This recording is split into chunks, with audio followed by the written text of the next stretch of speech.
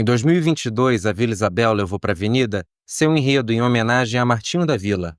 O sambista participou do desfile em um carro alegórico que o representava como um griot, figura que nas tradições do oeste da África ocupa a posição daquele que guarda e perpetua as memórias do povo através da oralidade e da música. As razões dessa comparação muito se devem ao legado das composições de Martinho, inspirador do samba-enredo que coroou a escola em 88 e autor de tantos sambas que contam as histórias e tradições do Brasil, especialmente na perspectiva de um homem negro que reflete sobre o passado e o presente das lutas contra a desigualdade. Martinho da Vila, em seu papel histórico, transpôs até mesmo as fronteiras nacionais, a exemplo de sua relação com Angola, iniciada ainda quando o país vivia sob a colonização de Portugal, que estava prestes a ruir. Fala pessoal, aqui é o Adriano, historiador e criador de conteúdo, e agora vamos acompanhar a trajetória de Martinho da Vila e como ele e a Vila Isabel fizeram história no Carnaval de 88. Partiu vinheta.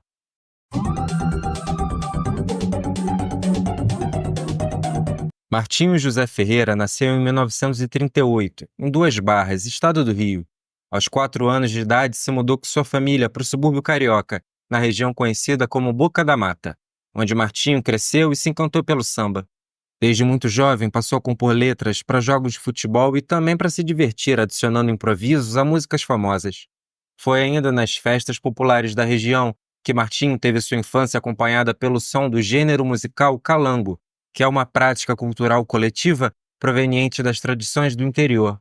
O pai de Martinho é lembrado por ele como um hábil participante dessas festas, conforme retratou na canção autobiográfica Linha do Ão e em Calango Longo. Martinho também apontou no seu partido alto Oi Compadre que essa tradição musical é proveniente dos quilombos. Esse levantamento das composições do artista foi realizado pela historiadora Patrícia Nogueira Silva em sua tese sobre a identidade diaspórica presente na obra de Martinho. A diáspora africana foi o processo histórico de escravização e tráfico de populações africanas para o continente americano. O sistema escravista colonial das Américas alcançou níveis sem precedentes na história da humanidade e não deve ser relativizado por comparações com outros exemplos históricos, como os gregos. Uma vez que esse processo, por sua estrutura mercantil e intercontinental e por suas formulações que visavam validar esse sistema, proporcionou, além da maior estrutura escravista já ocorrida, a completa negação, para milhões de pessoas, por séculos, de serem entendidas como seres humanos. Dito isso, a obra de Martinho da Vila constitui diversos reflexos da resistência da população de matriz africana ao longo da história. Martinho veio a perder seu pai com apenas 10 anos de idade. O fim trágico se deu pelas dificuldades nas quais vivia, mas nos versos do sambista resistem as memórias do habilidoso compositor nas práticas sociais quilombolas, a exemplo dos calangos trazidos em seu repertório. Entre as práticas sociais vividas por Martinho na Boca da Mata, também estava o samba. Foi na escola de samba da região, Aprendizes da Boca da Mata, que passou a compor seus primeiros sambas enredo, onde também passou a ser conhecido por sambistas de Vila Isabel e do Salgueiro. Martinho se tornou Martinho da Vila a partir de 65, pois queria brincar o carnaval na terra de Noel, nas palavras do mesmo, ingressando na Unidos de Vila Isabel. Porém, como na época Martinho ainda não conseguia viver só de música, trabalhou como auxiliar de químico industrial, contador e datilógrafo no Exército. Essa fase de sua vida também ganhou menções em seu repertório, a exemplo de seu álbum Memórias de um Sargento de Milícias, que evoca o romance de Manuel Antônio de Almeida, clássico literário, além da própria coincidência com sua patente nos tempos de militar. Martinho, até chegar ao sucesso, equilibrou a carreira artística com a militar. Na década de 60, quando o Brasil vivia sob a ditadura militar, essa dupla função de Martinho levantava suspeitas por toda parte. No meio musical, temiam que ele fosse um infiltrado. Ele mesmo relatou que isso era uma prática recorrente dos tempos ditatoriais, quando diversos espaços sociais contavam com informantes que podiam fazer com que qualquer um que eles achassem suspeito de ser subversivo pudesse acabar nos porões da ditadura. Já entre os militares, suspeitavam que ele fosse um comunista. Achavam que eu era comunista. Comunista era pior. Comunista era quase um xingamento brabo, sabe? Martinho alcança projeção no final da década de 60, no Festival MPB, da TV Record. Em 67, com a música Menina Moça. E em 68, com aquele que foi seu primeiro grande sucesso, Casa de Bamba. Com a chegada da fama e o contrato com a gravadora, Martinho pôde dar baixa no seu posto de sargento. Foi no início dos anos 70 que o sambista recebeu um convite de um empresário português para fazer um show em Angola, que na época ainda vivia sob o domínio colonial de Portugal. Martinho contou que estava inspirado pela data de 7 de setembro, quando fez um show em Angola e disse ao microfone que aquele era o dia da independência no Brasil, e deu um viva à liberdade. O resultado desse breve discurso foi descrito pelo próprio, e acabou que isso deu uma confusão danada. O sambista teve uma grata surpresa com a quantidade de fãs que tinha em Angola, que ainda não conheciam seu rosto, mas conheciam suas músicas, que tocavam nas rádios de lá. Pelas ruas de Luanda, encontrou feiras que lembravam as do Brasil, e muitas dessas barraquinhas viam uma mesma escultura, que possuía diferentes tamanhos e materiais. Se interessou pelo símbolo por ele descrito como uma figura que não se identifica se é homem ou mulher, se é jovem ou velho. Então, o explicaram que se tratava de um símbolo importante em Angola. Suas origens são desconhecidas e serve para as pessoas pensarem na sua ancestralidade, nos seus antepassados. A escultura se chama Pensador e inspirou Martinho a trabalhar mais com suas próprias heranças. Angola e Brasil compartilham em sua história o passado da colonização de Portugal. Uma grande parte dos escravizados que foram mandados para o Brasil vieram de Angola. Martinho contou que foi convidado para conhecer uma comunidade durante sua estadia em Angola. Foi desestimulado pelas autoridades portuguesas, mas não deu ouvidos e aceitou o convite. E lá se sentiu entre amigos, como se estivesse em Vila Isabel. Martinho regressou a Angola em 80. O país havia obtido sua independência em 75. O sambista revelou sua surpresa ao encontrar amigos feitos em sua primeira viagem ao país, agora ocupando altos cargos da polícia e do exército. Essa viagem em 80 se deu pelo Projeto Calunga, organizado por Chico Buarque, que levou 60 artistas brasileiros para Angola. Martinho se tornou uma espécie de embaixador nessa relação entre Brasil e Angola, sendo ainda uma figura importante na vinda de artistas angolanos para se apresentarem no Brasil. Esses intercâmbios culturais foram promovidos por Martinho ao longo da década de 80, e ressaltamos especialmente o ocorrido em 88, para o desfile da Vila Isabel. O contexto histórico desse carnaval merece atenção pelo centenário da abolição da escravidão e pelo momento político do Brasil, recém-saído da ditadura militar, além das situações internas do carnaval e da escola de Vila Isabel, uma vez que Martinho e Russa, que estavam à frente da agremiação, lidaram com o isolamento de sua gestão, o que causou dificuldades de orçamento para o desfile. Porém, apesar dessas dificuldades, a escola fez história e conquistou seu primeiro título no carnaval. Contou para isso com um grande engajamento de ativistas do movimento negro que vieram de diversos estados do Brasil e também de pessoas que atravessaram a ponte que Martinho estabeleceu com o continente africano, especialmente os angolanos, além das comunidades de Vila Isabel. Como já anunciava o enredo, a vila levaria uma quizomba para a avenida, que no idioma quimbundo, proveniente do noroeste angolano, significa confraternização.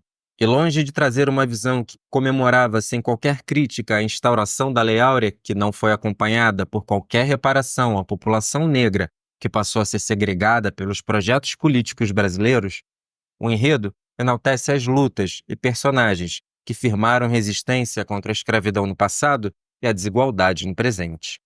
Martinho contaria anos mais tarde que em seu tempo de colégio jamais estudou a história da África e que não havia valorização de figuras históricas negras brasileiras importantes. Entendeu assim como os projetos políticos desde o Império se esforçaram para branquear a população, oferecendo recursos para diversos imigrantes brancos, enquanto os negros foram excluídos desse projeto de inclusão e futuro. E nas palavras do próprio, estudar a história e a sua própria história é fundamental, principalmente quando você tira suas próprias concepções, porque tudo é sempre escrito pelos dominadores. Estudando suas raízes, você começa a pensar em um futuro melhor. Nogueira Silva apontou ainda que o samba-enredo Kizomba, a Festa da Raça, se tratou de um manifesto diante do centenário da abolição e que Martinho da Vila foi seu autor intelectual. Os compositores foram Rodolfo, Jonas e Luiz Carlos da Vila, e foi interpretado na Avenida por Gera com Jorge Tropical no apoio. E como a proposta desse canal é valorizar o caráter documental da música popular, vamos ao samba enredo. Adeus, o grito forte dos palmares, influenciando a abolição. Subvaleu.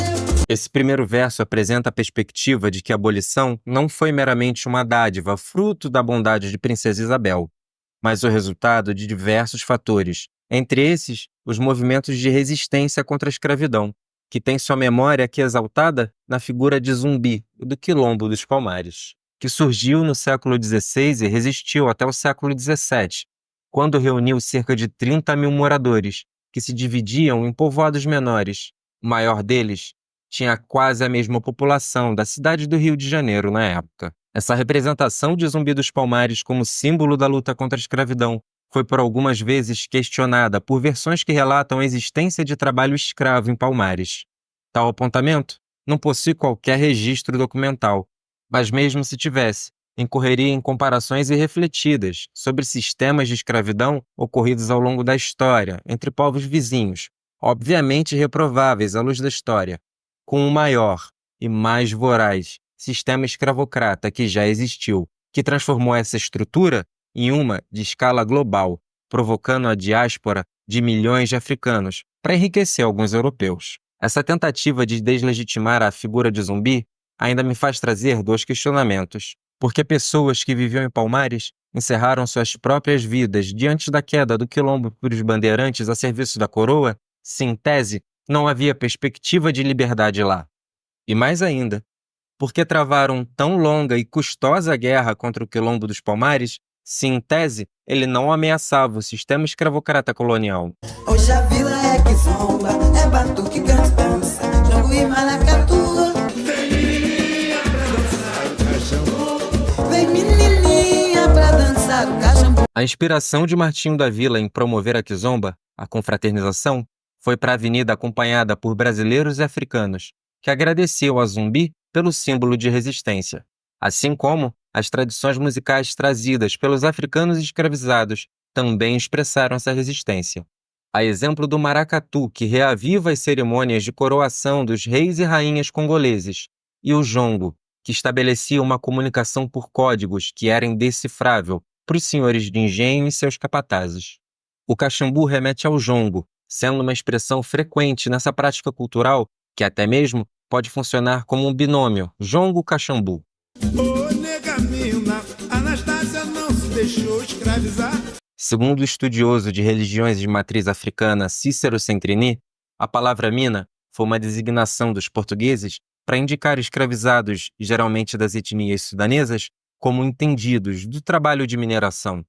Mas a expressão pode também estar se referindo à erva cidreira, que também é conhecida por esse nome, sendo muito utilizada em banhos de descarrego. Anastácia foi uma mulher escravizada retratada no século XIX por um pintor francês.